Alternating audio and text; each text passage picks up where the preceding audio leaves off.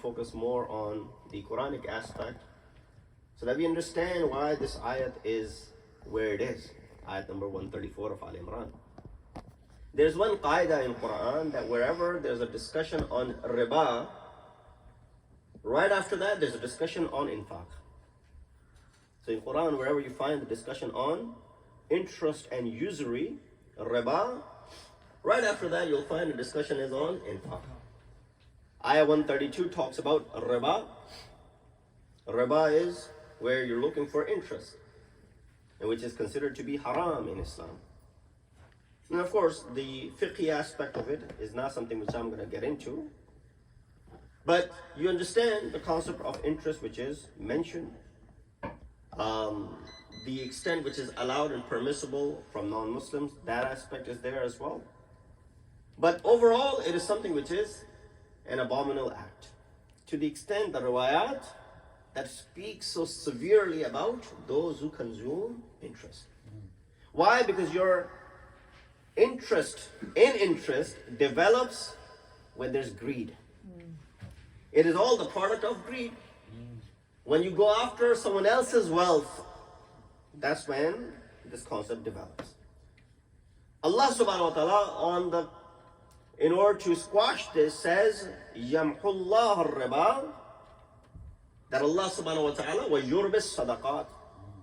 Allah removes the riba, wa yurbis sadaqat, and Allah gives you riba on sadaqat.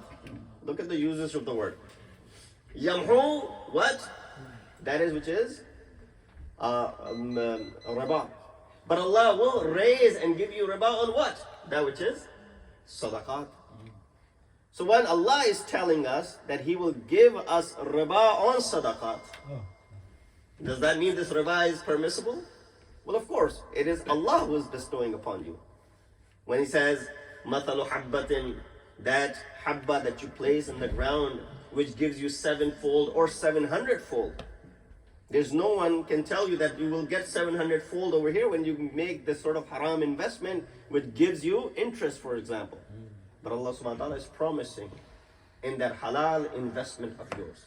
So one qaida kulli is what? That whenever in Quran there's a discussion on interest and usury and riba, right around that ayat you'll find the discussion on infaq.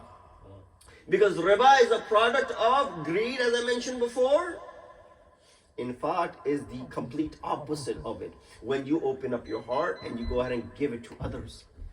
So from this aspect, riba, you're holding back, you're not giving it to anyone, in fact you're taking others. Infaq is what? Opening up your arms and giving in the way of Allah subhanahu wa ta'ala. So that's one point. Number two, when you look at this ayat as well, prior to this ayat, the ayat concluded with tattaqoon, those who are muttaqi. Ayat number 133 of Al Imran. From muttaqeen, Allah says alladina. Who are these muttaqeen? Alladina. These are the ones yunfiquna fis sarra. Those who do infaq in the way of Allah subhanahu wa ta'ala at ease, wa darra, at adversity. So here, a couple of concepts need to be clarified. What does that mean? At ease and at adversity. First and foremost, what is infaq itself? We all know what infaq is.